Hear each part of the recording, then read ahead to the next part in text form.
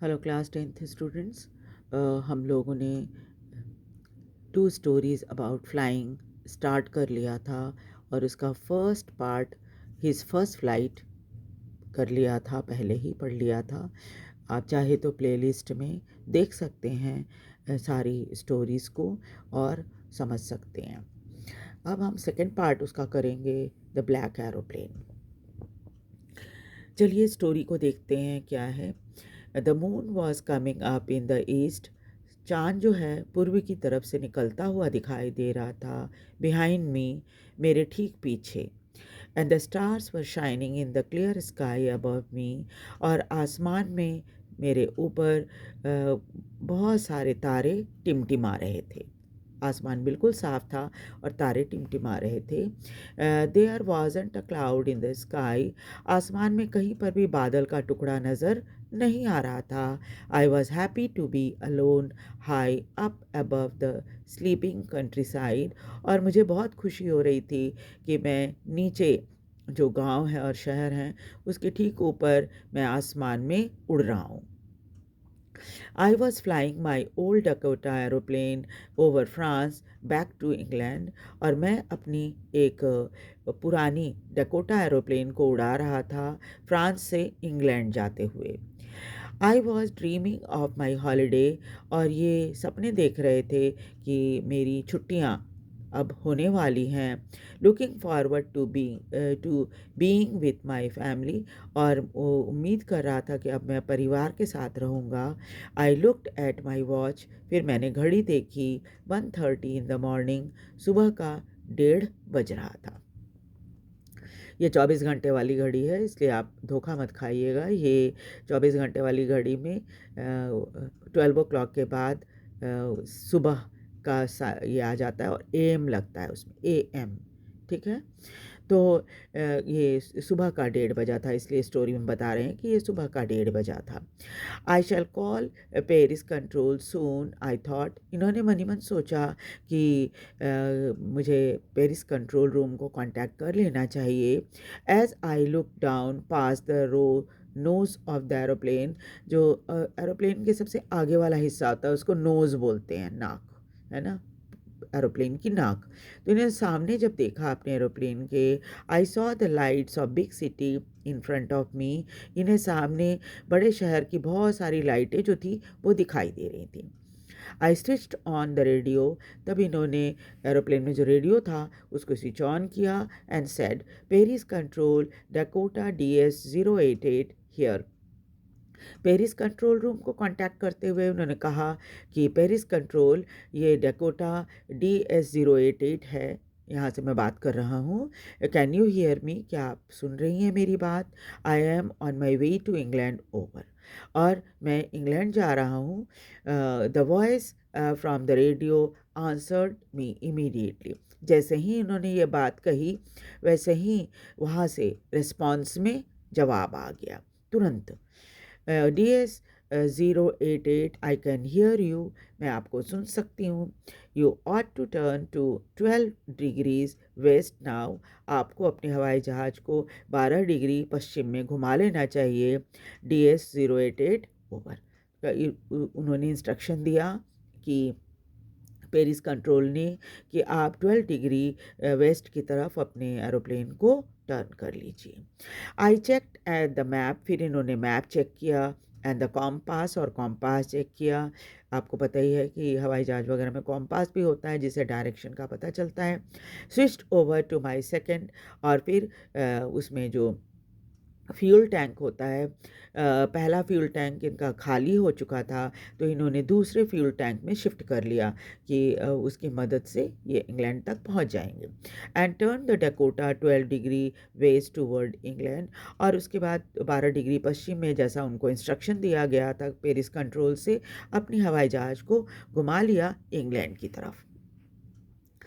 I will be in the time for breakfast, I thought. इन्होंने मन ही मन सोचा कि जब तक ब्रेकफास्ट का टाइम होगा ना मैं घर पहुंच जाऊंगा। A good big English breakfast, और अंग्रेज़ जो हैं बड़े भारी हेवी ब्रेकफास्ट करते हैं, तो इनको ये इनको ध्यान आ रहा था कि हेवी ब्रेकफास्ट मुझे मिलने वाला है। Everything was going well, it was an easy flight, और उड़ान बड़ी आसान थी, सब कुछ बड़े आराम से सही सही तरीके से चल रहा था। Paris was about 150 kilometre behind me. अब ये पेरिस से करीब 150 किलोमीटर आगे पहुंच गए थे। When I saw the cloud, storm cloud, तब इनको आसमान में बादल दिखाई दिए जो कि तूफानी बादल थे। दे वर ह्यूज, वो बहुत बड़े थे। They look like a black mountain standing in front of me across the sky, और इनको लगा कि इनके सामने में एक काले पहाड़ की तरह वो सभी बादल दिखाई दे रहे थे, पूरा बादल, और लग रहा था इनको कि आसमान में इनके सामने पहाड़ की तरह काले बादल खड़े हैं। I knew I could not fly up and over them, इनको समझ में आ रहा था कि ये बादलों के ऊपर से तो अपना हवाई जहाज़ नहीं उड़ा सकते। I did not have enough fuel to fly around them to the north और साउथ, और ना ही बादलों के दोनों किनारे से, अगर यहाँ पर बादल हैं तो बादलों के इस किनारे से या इस किनारे से भी एरोप्लेन नहीं उड़ा सकते थे, क्योंकि इनके पास अब ईंधन जो था या जो फ्यूल होता है वो कम था। I ought to go back to Paris I thought, फिर इनको लगा कि इन्हें पेरिस चले जाना चाहिए। But I wanted to get home, I wanted that breakfast, लेकिन इनको जल्दी घर घर पहुंचना चाह रहे थे ये, और वो ब्रेकफास्ट करना चाह रहे थे।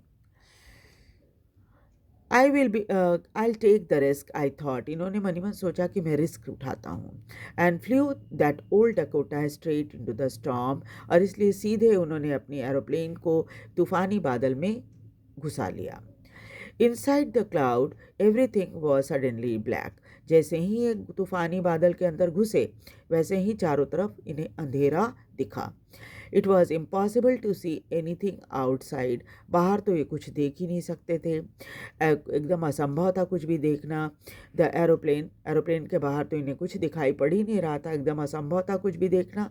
And the old aeroplane jumped and twisted in the air, और तूफानी बादल में घुसे थे इसलिए हवाई जहाज बहुत जोर से हिलने डुलने लगी थी। I looked at the compass, I couldn't believe my eyes, और जब इन्होंने कॉम्पास देखा तो इन्हें अपनी आंखों पर विश्वास ही नहीं हुआ। The compass was turning round and round, compass जो है गोल गोल घूम रहा था। एंड इट वॉज डेड, और वो उसने काम करना बंद कर दिया था। इट वुड नॉट वर्क, वो बिल्कुल काम नहीं कर रहा था। और the other instrument were suddenly dead too, दूसरे इंस्ट्रूमेंट ने भी धीरे धीरे काम करना दूसरे इंस्ट्रूमेंट ने भी अचानक काम करना बंद कर दिया था। आई ट्राइड द रेडियो, तब इन्होंने कोशिश की कि रेडियो से कांटेक्ट किया जाए दोबारा से पेरिस कंट्रोल को, और तब उन्होंने कोशिश की।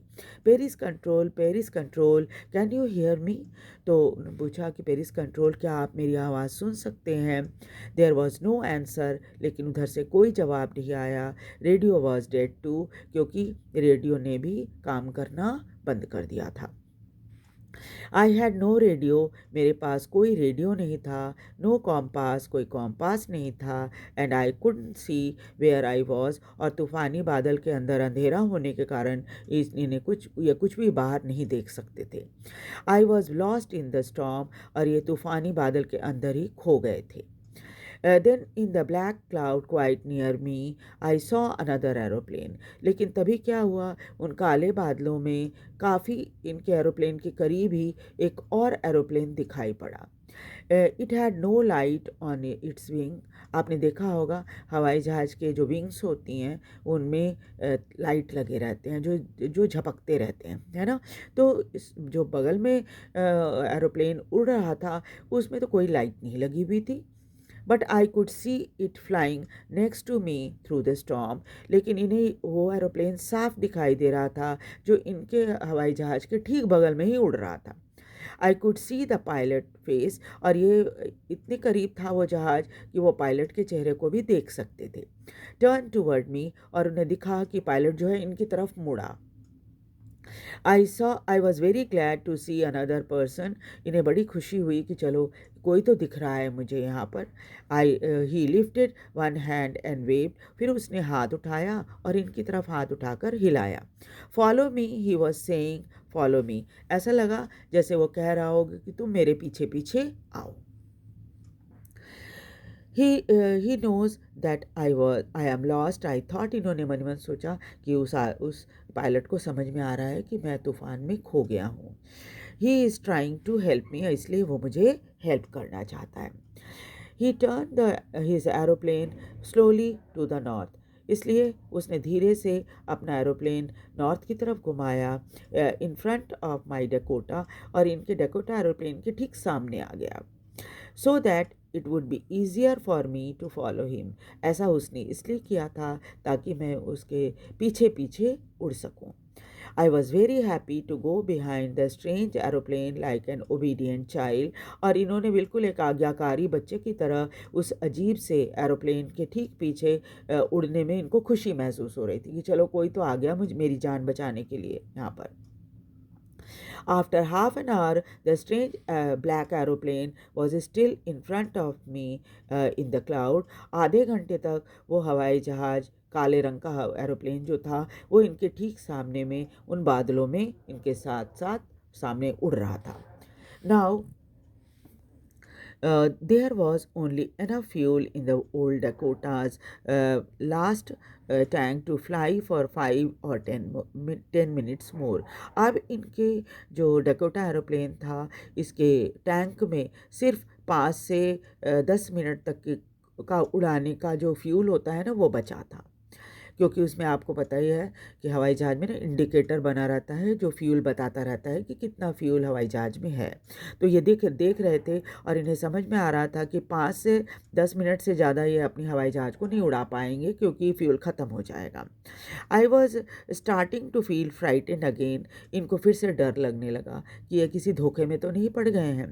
But then he started to go down and I followed through the storm. फिर इन्होंने देखा कि वो हवाई जहाज़ नीचे की तरफ जाने लगा है और ये उसको फॉलो करते हुए तूफान में उसके पीछे चल पड़े।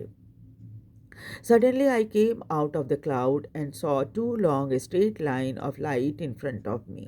अचानक ये बादलों से बाहर निकल आए और देखा कि दो लाइनें, सीधी लाइनें उनके सामने लाइट्स की दिखाई दे रही हैं। It was a runway and airport। I was safe। और तब इनको समझ में आया कि ये तो एक एयरपोर्ट का रनवे है और अब ये सेफ है। I turn to look for my friend in the black aeroplane. और तब ये मुड़े ये देखने के लिए कि उस ब्लैक एरोप्लेन में इनका दोस्त जो है वो कहाँ पर है। But the sky was empty. लेकिन जब इन्होंने पाया कि आसमान तो बिल्कुल खाली है, देयर वॉज नथिंग देयर, वहाँ तो कुछ भी नहीं है। The black aeroplane was gone. वो काला हवाई जहाज़ जो था वो चला गया था। I couldn't see it anywhere. वो तो कहीं भी दिखाई नहीं पड़ रहा था। I landed. ये इन्होंने लैंडिंग कर ली वहाँ पर। Was not sorry to walk away from the old Dakota near the control tower. और वहाँ से तुरंत निकल कर अपने ओल्ड डकोटा एरोप्लेन को छोड़ा और कंट्रोल टावर में आए। I went and asked a woman in the control center where I was and who other pilot was। I wanted to thank you। वो तुरंत उसके पास गए और उस महिला जो बैठी हुई थी वहाँ पर उस कंट्रोल टावर में उससे पूछा कि मैं कहाँ पर हूँ और दूसरा पायलट कौन है, मैं उसको धन्यवाद बोलना चाहता हूँ। She looked at me strangely. उसने बड़े विचित्र नज़र से इनको देखा एंड देन लाफ्ड और हंसने लग गई। अनदर एरोप्लेन, दूसरा aeroplane, up there in the storm, इस तूफान में। No, no other aeroplane were flying tonight. आज रात तो कोई भी एरोप्लेन नहीं उड़ रहा। Yours was the only one I could see on the radar. और रडार में सिर्फ तुम्हारा ही एरोप्लेन मुझे दिखाई दे रहा था। रडार आप समझते हैं ना कि वो एक मशीन होती है जिसमें कौन सी हवाई जहाज उड़ रही है उसके बारे में पर कंट्रोल रूम में पता चलता है लोगों को जो वहाँ पर ड्यूटी पे होते हैं। तो no, so who help me to arrive there safely without a compass और अ रेडियो। वो कौन था जिसने मुझे मदद की थी सेफली यहाँ तक पहुँचने में, जबकि ना मेरे पास कॉम्पास था ना रेडियो था, and without any more fuel in my tank. और मेरे सबसे अजीब बात ये थी कि मेरे टैंक में फ्यूल भी नहीं था। Who was the pilot on the strange black aeroplane flying in the storm without light? वो कौन पायलट था जो काले एरोप्लेन में था और तूफानी तूफानी बादलों के बीच में एरोप्लेन उड़ा रहा था और जिसमें कोई लाइट्स नहीं लगी थी। तो this is the end of the story. और आप ने मुझे लगता है आपको ये स्टोरी ज़रूर अच्छे से समझ में आ गई होगी। और साथ ही साथ आप ये देखिए कि जब हमारे यहाँ कहते हैं कि जब जान बचने वाली होती है तो वह मददगार बहुत सारे आ जाते हैं। तो इनके साथ भी ऐसा ही हुआ था। और कई बार हम उम्मीद नहीं करते कि कहीं से हमें मदद मिल जाएगी, कहीं ना कहीं से कोई ना कोई मदद भगवान भेज देते हैं। ठीक है, तो दिस द स्टोरी।